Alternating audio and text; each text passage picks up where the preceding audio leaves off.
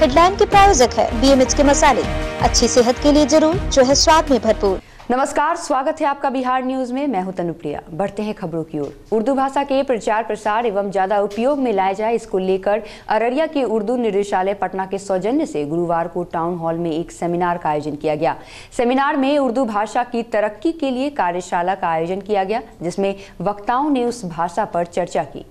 2018 बड़ी खुशी का मौका है कि हमारे यहाँ उर्दू सेमिनार, वर्कशॉप और मुशायरा का इनेकाद किया गया है और ये हुकूमत बिहार और उर्दू डायरेक्टोरेट के खास तवज्जो और उर्दू डायरेक्टोरेट के डायरेक्टर मौसूफ हमारे इम्तियाज़ अहमद करीमी साहब की मेहनत और काविश का नतीजा है कि आज जिला इंतजामिया की तरफ से आज ये इंतजाम उर्दू सेल की जानिब से किया जा रहा है और इतने सारे असातिज़ा हमारे इस प्रोग्राम में आए हुए हैं जिससे उर्दू की तरक्की, खास तौर पर उर्दू हमारा कैसे फरोग पा जाए, उर्दू ज़मीनी स्तर से कैसे आगे बढ़ जाए, आज इसी सिलसिले में हम लोग ये प्रोग्राम का बिहार के हुक्मनामे के मुताबिक इसका जो है आयोजन किया गया है और हम गुजारिश करेंगे इन सभी लोगों से कि हमारा उर्दू कैसे तरक्की कर जाए, उर्दू कैसे फरोग पा जाए।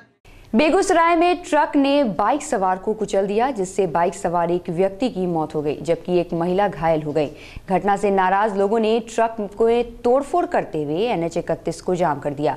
घटना नगर थाना क्षेत्र के हर हर महादेव चौक की है। बताया जाता है कि सिमरिया निवासी 70 वर्षीय कृष्णा सिंह स्कूटी से बेगूसराय से वापस अपने घर जा रहे थे। इसी दौरान हर हर महादेव चौक के पास बेकाबू ट्रक ने उसे कुचल दिया, जिससे उनकी मौत घटनास्थल पर ही हो गई। घटना की सूचना पर पुलिस मौके पर पहुंच लोगों को समझाने का प्रयास कर रही है। हम उन्नाव जा रहे थे, हम जैसे ही देखे तारा पेट्रोल पंप के पास, जैसे ही घटनास्थल पे उस महिला को और बुजुर्ग को कुचल दिया। इशारा कर रहे ट्रक वाले को कि रोको रोको, ये आदमी कुचल गया।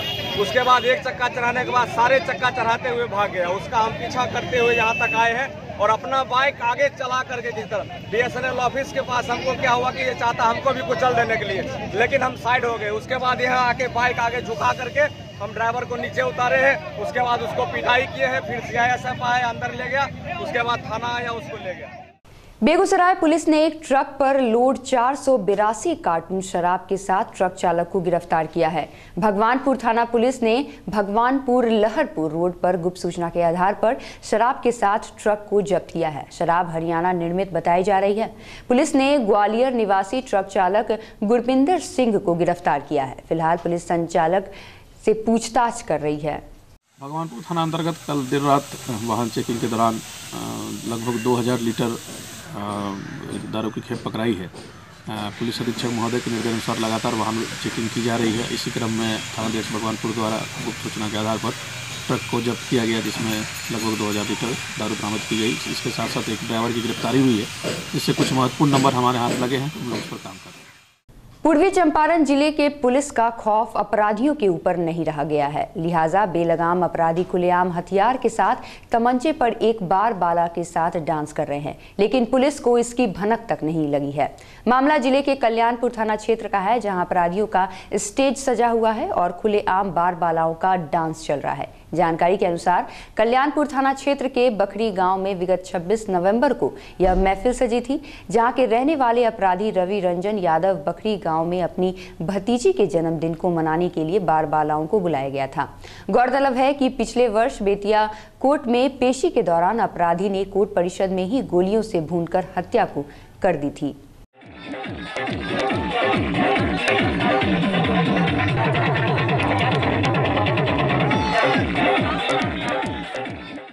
कृषि विभाग बिहार डॉक्टर प्रेम कुमार द्वारा बामेती पटना के सभागार में आयोजित प्रधानमंत्री कृषि सिंचाई योजना के अंतर्गत सॉफ्टवेयर प्रशिक्षण सह सेमिनार का उद्घाटन किया गया। प्रधानमंत्री योजना के तहत कृषि सिंचाई योजना के ऑनलाइन कार्यान्वयन करने एवं किसानों को अनुदान भुगतान करने हेतु कृषि विभाग के उद्यान निर्देशालय द्वारा एक्सिस बैंक के सहयोग से एक सॉफ्टवेयर तैयार किया गया है। इस सॉफ्टवेयर के माध्यम से किसान अपना आवेदन ऑनलाइन करेंगे तथा उनके खेत में लगाए गए यंत्र का सत्यापन भी ऑनलाइन किया जा सकेगा।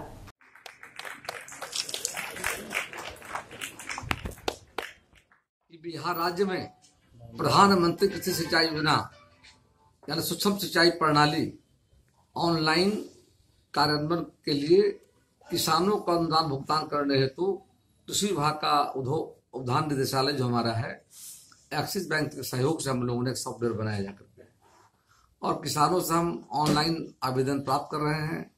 और विषय है कि सूक्ष्म सिंचाई प्रणाली, कम पानी में खेती कैसे हो। तो प्रधानमंत्री कृषि सिंचाई योजना के माध्यम से बिहार में पहली बार हम किसान भाइयों को 90% अनुदान पर हम सुविधा प्रदान करने जा रहे हैं। माइक्रो इरिगेशन, कम पानी में कैसे खेती करें जाकर। अभी तक जो स्थिति रही है कि अब देख रहे हैं जिस तरह ग्लोबल वार्मिंग हो रही है, मौसम बदल रहा है और अभी हाल में बिहार में देख रहे हैं कि सुखाड़ पड़ा है जाकर के और राज्य के 275 प्रखंड हमारे सुखाड़ से प्रभावित जाकर। बिहार में पूर्ण नशाबंदी को लेकर जन जागरण पर निकले बिहार सैन्य पुलिस के महानिदेशक गुप्तेश्वर पांडे बिहार शरीफ पहुंचे, जहां टाउन हॉल में आयोजित आम सभा में आम लोगों और पुलिसकर्मियों को संबोधित करते हुए डीजी ने कहा कि शराब बहुत ही बुरी चीज है। इसकी वजह से सिर्फ शराब पीने वाले ही नहीं बल्कि उनका पूरा परिवार बर्बाद हो जाता है। इस मौके पर नालंदा के SP Sudhir Kumar पौड़िका, ASP Satya Prakash Mishra, DSP Imran Parvez, Jyoti Prakash के अलावे जिले के सभी थाना अध्यक्ष मौजूद थे।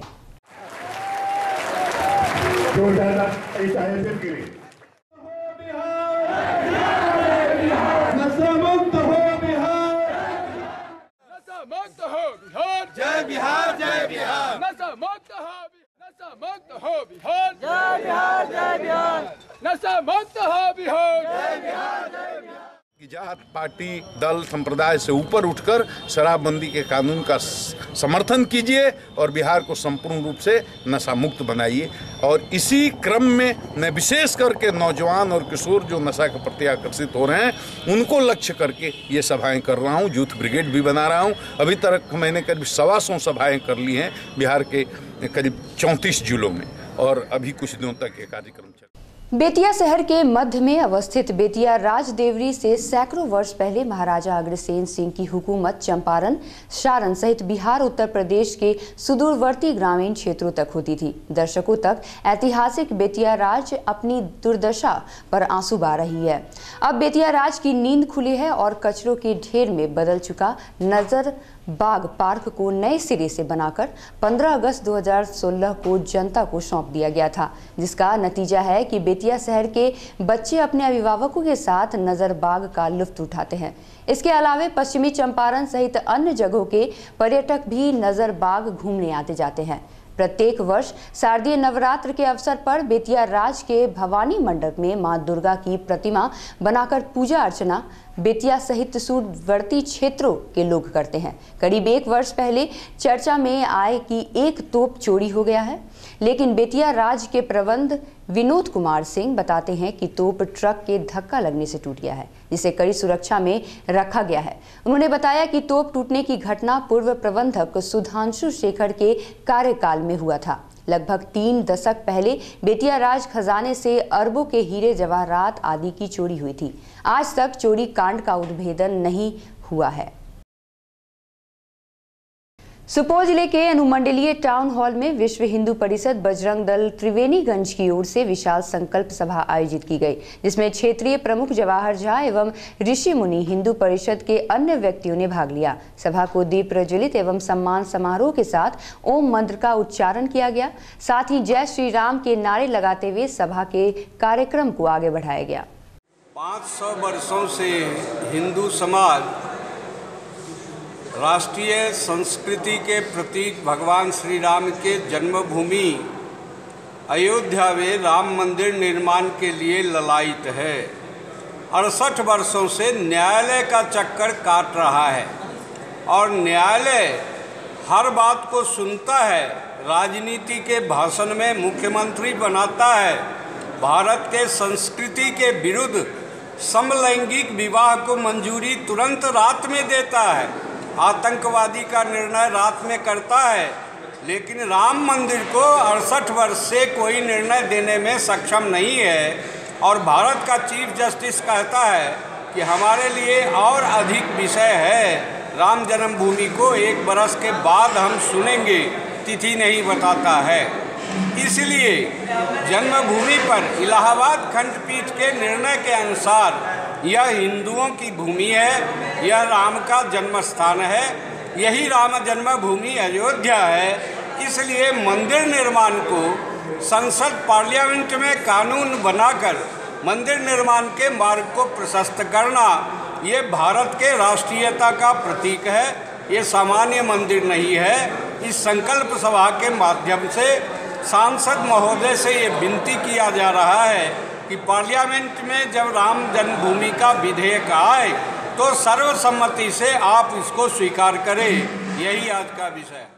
बिहार एसएससी परीक्षा को लेकर जिलाधिकारी ने प्रेस वार्ता कर परीक्षा से जुड़ी जानकारी को लोगों तक साझा करने को कहा। अररिया जिले में बिहार एसएससी की परीक्षा के लिए कुल 13 परीक्षा केंद्र बनाए गए हैं। इसे कदाचार मुक्त परीक्षा करवाने का भरोसा दिलाते हुए जिलाधिकारी ने बताया कि कुछ चीजें परीक्षा केंद्र पर लाना वर्जित है। इसी को लेकर जिला शिक्षा पदाधिकारी ने इसी एग्जाम को लेकर छात्रों को कोई परेशानी न हो, जिसको लेकर एग्जाम कंट्रोल के साथ इन लोगों को भी दिशा निर्देश जारी किए गए। इंतजाम करने का प्रयास किया है, सभी जगह पर फोर्स मजिस्ट्रेट का डेपुटेशन किया गया है। फ्रिस्किंग भी बहुत ही स्ट्रिक्ट तरीके से की जाएगी। सभी अभ्यर्थियों से भी मेरा अनुरोध है कि वो इलेक्ट्रॉनिक आइटम्स जो हैं उसको लेकर नहीं आएंगे। मोबाइल है, ब्लूटूथ है, किसी अन्य प्रकार के इलेक्ट्रॉनिक आइटम्स हैं वो नहीं लाना है। और हम लोग ये भी इंश्योर कर रहे हैं कि कमीशन का इस तरीके का डायरेक्शन हुआ है कि जो 3 पुस्तकें हमको लेके आनी हो किसी भी रूम में, गाइड बुक इत्यादि ना रहे। आप टेक्स्ट बुक लेके आ सकते हैं अभ्यर्थी, 3 पुस्तकें हमको अलाउड हैं, 3 बुक्स, लेकिन वो गाइड बुक नहीं होंगी। कोई क्वेश्चन बैंक टाइप का आइटम लेके नहीं आएंगे। जूता पहन करके नहीं आना है और समय से सेंटर पे पहुंच जाना है, क्योंकि फ्रिस्किंग इत्यादि में समय लगेगा। हम लोग चाहते हैं कि समय से एग्जाम शुरू हो जाए, बच्चे जो है अपनी अपनी सीट करेंगे।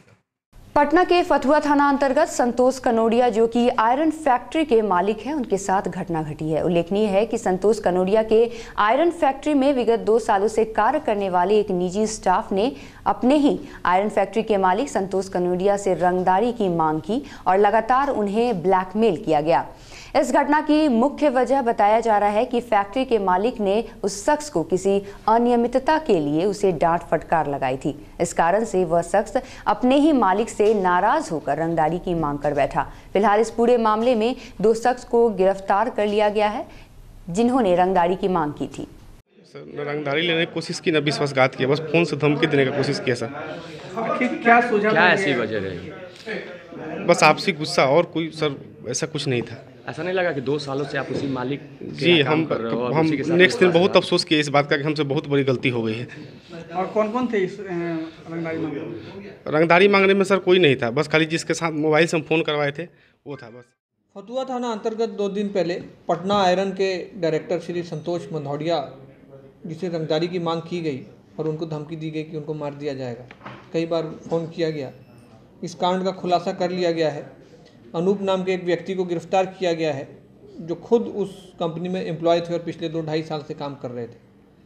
वो छपरा से अपने एक दोस्त को लाए थे और उसकी मदद से उनके फ़ोन से उन्होंने रंगदारी की मांग की थी और लगातार प्रयास कर रहे थे कि उनसे पैसा वसूल। क्या वजह थी रंगदारी मांगने की? रंगदारी मांगने की 2 वजह थी। एक तो उन्होंने बोला कि हमारे मालिक जो है हमको कुछ दिन पहले डांटे थे, और दूसरा पैसे का लालच था। कितने का डिमांड किया गया था सर? क्या कुछ उन्होंने उसको बोला कि आप हमारे सामने आइए, आपको मारेंगे और वहीं पे आपको रंगदारी देना होगा। कुछ स्पेसिफिक पैसा उन्होंने अपने पिटीशन में नहीं लिखा है। आयरन व्यवसाय का काफ़ी दिनों से पीछा भी कर रहे थे। यही लोग थे जो पीछा कर रहे थे, यही उसको डराने की प्रयास कर रहे थे। नया टोला आर्य कन्या विद्यालय की छात्राओं ने स्कूल में फीस वृद्धि के खिलाफ सड़क पर हाथों में झाड़ू लेकर प्रदर्शन किया। प्रदर्शन कर रही छात्रों ने विद्यालय के कर्मचारी की झाड़ू से के बीच सड़क पर जमकर पिटाई कर दी। दरअसल आर्य कन्या विद्यालय प्रबंधन द्वारा अचानक से स्कूल फीस में वृद्धि कर दिया गया है, जिससे नाराज छात्राओं ने आज आर्य कुमार विद्यालय के समक्ष आर्य कुमार रोड को बाधित कर जमकर प्रदर्शन किया। प्रदर्शन कर रही छात्राओं ने विद्यालय के कर्मचारियों को भी नहीं बख्शा। छात्राओं के बीच सड़क पर विद्यालय के कर्मचारी की झाड़ू से जमकर पिटाई कर दी। साथ ही विद्यालय प्रबंधन पर आरोप लगाते हुए कहा कि विद्यालय प्रबंधन ने बिना बताए फीस में वृद्धि कर दी है।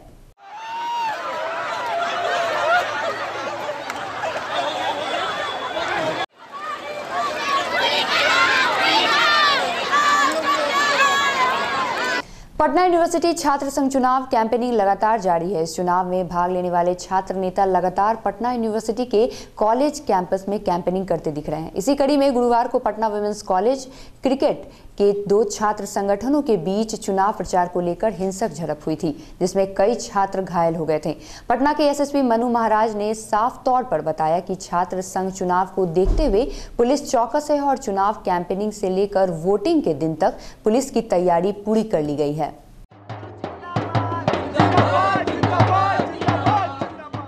देखिए, जो भी हिंसक झड़प हो रही है और इस तरह की घटनाएं हो रही हैं, उसमें पुलिस ने उसको बड़ी गंभीरता से लिया है और उस संबंध में प्राथमिकी भी दर्ज की गई है।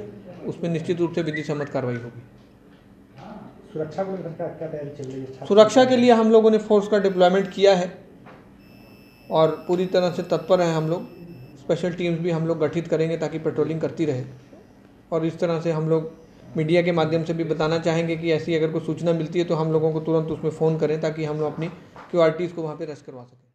बिहार कांग्रेस ने नया पोस्टर जारी कर भारतीय जनता पार्टी पर तंज कसा है। पोस्टर पर कांग्रेस ने यूपी के मुख्यमंत्री योगी आदित्यनाथ के बयान पर निशाना साधा है। पोस्टर के जरिए 2019 में बीजेपी की हार और राहुल गांधी के नेतृत्व में कांग्रेस की जीत का संदेश देने की कोशिश की गई है। इसमें बीजेपी पर तंज कसते हुए सवाल पूछा गया है। पटना में रश ड्राइविंग करने वाले बाइकर्स, 4 पहिया वाहनों पर काला शीशा चढ़ाकर चलने वाले लोग हो जाएं सावधान। अब सड़क पर अगर आपके 4 पहिया वाहनों पर काला शीशा लगा हुआ है तो पटना पुलिस आपसे 600 रुपये का चालान काटेगी। साथ ही अगर आप रश ड्राइविंग करते पकड़े जाते हैं तो आपको 1000 का जुर्माना भी भरना पड़ सकता है। आज इसको लेकर डीआईजी राजेश कुमार के नेतृत्व में सघन वाहन चेकिंग अभियान चलाया गया और 4 पहिया वाहनों पर लगे गाड़ियों और रश ड्राइविंग के चालान काटे गए। इस पूरे अभियान में पुलिस की 5 टीमें लगाई गई हैं। हथियार वगैरह भी तस्कर या अपराधकर्मी लेके घूमने की सूचना मिलती है और कई बार पकड़ा भी गया है और पुलिस को भी ये पता नहीं चल पाता काली की वजह से अंदर कौन बैठा है, क्या कर रहा है। मान लो किसी के साथ कोई घटना हो रही हो तो उसका भी हमें नहीं पता चल पाता।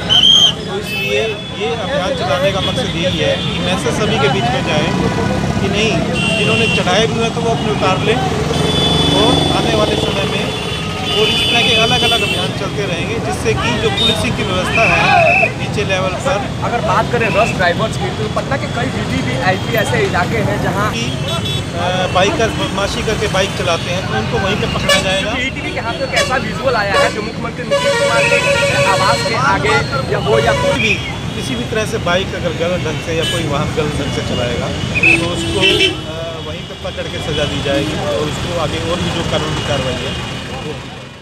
इस तरह का अभियान लगातार चलता रहता है क्राइम कंट्रोल करने के लिए और बाकी जो ऐसी एक्टिविटी हैं जो कि क्राइम को बढ़ावा दे सकती हैं उनके ऊपर लगाम लगाने के लिए। तो कल मेरे द्वारा अभियान चलाया गया था। स्कूलों के बाहर जो लफंगे लड़के ग्रुप बनाकर लड़कियों के साथ छेड़खानी करते हैं उनको काफ़ियों को पकड़ा गया था। और आज जो है जो काले शीशे लगा के चल रहे हैं और उनकी गाड़ियों की चेकिंग भी की जा रही है। इसके अलावा जो काले शीशे हैं क्योंकि वो अपराध को बढ़ावा देते हैं, काले शीशा किसी भी तरह का, ये अंदर कौन बैठा हुआ है क्या है, पुलिस को चेकिंग करने में भी दिक्कत होती है। तो उन सब चीज़ों के ऊपर कार्रवाई। पटना के गांधी मैदान कारगिल चौक स्थित युवा लोजपा के कार्यकर्ताओं ने बिहार विधानसभा के शीतकालीन सत्र में विपक्ष के लगातार धरना प्रदर्शन के विरोध में पूर्व मुख्यमंत्री राबड़ी देवी और नेता प्रतिपक्ष तेजस्वी यादव सहित विपक्ष के सभी नेताओं का पुतला दहन किया गया और साथ ही कहा गया कि विपक्ष जनता को मुद्दे से भटकाना चाहती है।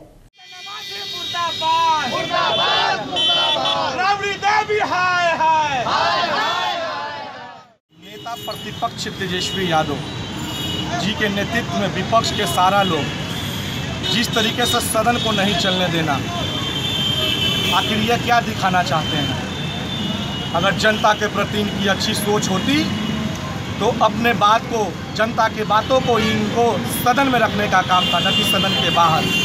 मैं इस पुतला दहन के माध्यम से नेता प्रतिपक्ष को, सारे विपक्ष के नेताओं को ये बताना चाहता हूँ कि अपनी बात को रखने का अगर हक है तो वो सदन के अंदर, न कि सदन के बाहर चिल्लाने से कोई फायदा है। अपनी कुर्सी के लिए ये राजनीति करते हैं, ये लोकतंत्र की हत्या है, न कि जनता के लिए ये लोग किसी भी चीज़ का सोच रहे हैं। जनता की कारी कमाई को ये लोग बर्बाद करने में लगे हुए हैं। लाखों लाख करोड़ करोड़ विधानसभा एक दिन चलने में खर्च होती है नेता प्रतिपक्ष को इतना भी शर्म नहीं लग रहा है?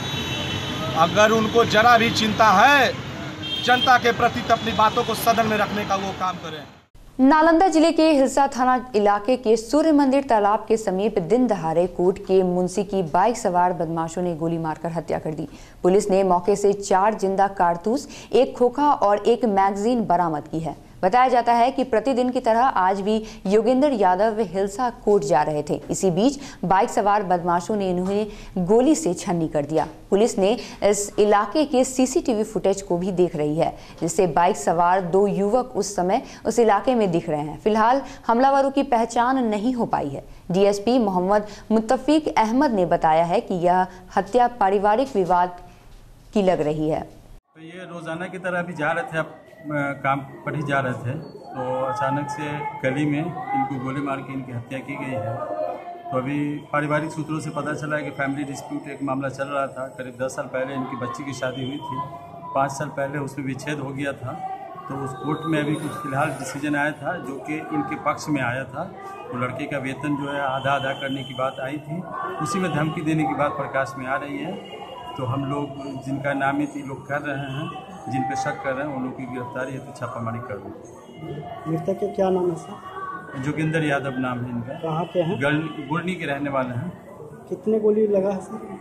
अभी तो पोस्टमार्टम के बाद क्लियर हो पाएगा, लेकिन घटनास्थल से हमें 4 जिंदा कारतूस और साथ में मैगजीन और 1 खोखा भी बरामद हुआ।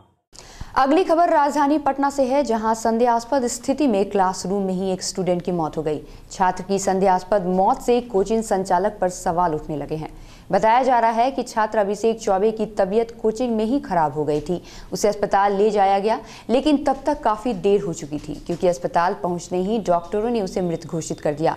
दबी जुबान में कोचिंग के छात्रों का कहना है कि अभिषेक को अस्पताल ले जाने में काफ़ी देर कर दी गई। वहीं छात्र की मौत की खबर मिलते ही परिजन औरंगाबाद से पटना स्थित विजन क्लास पहुंचे। पुलिस का कहना है कि पोस्टमार्टम रिपोर्ट आने के बाद ही पता चल पाएगा कि छात्र की मौत कैसे हुई है। सभी पहलुओं से मामले की छानबीन की जा रही है। जानकारी है उसके हिसाब से ही पता चला है कि बच्चा जो है विजन क्लासेज में टेस्ट दे रहा था, उसी टेस्ट के दौरान अचानक जो है वह गिर गया और बेहोश हो गया। उसको लोग अस्पताल लेकर गए इलाज कराने के लिए। हॉस्पिटल पहुंचते पहुंचते यहाँ डॉक्टर ने बताया कि उसकी मृत्यु हो चुकी है। छपरा जिले के दरियारपुर थाना क्षेत्र से अपहृत बच्चे को पुलिस ने त्वरित कार्रवाई करते हुए 24 घंटे के अंदर बरामद कर लिया है। अपहृत बच्चा हाजीपुर से बरामद कर लिया गया है। बच्चा दरियारपुर थाना क्षेत्र के नगवा गांव निवासी दीपक कुमार शाह का 6 वर्षीय पुत्र रंजीत कुमार बताया जा रहा है। प्रेस वार्ता के दौरान इस बात की जानकारी देते हुए सारण एसपी हरकिशोर राय ने बताया कि 28 तारीख को बच्चे का अपहरण उसके करीबी रिश्तेदार ने किया था, जिसमें उसके चाचा और बहनोई शामिल हैं। दीपक कुमार का बच्चा 28 तारीख से ही गायब है और कोई उसके संबंध में सूचना नहीं है।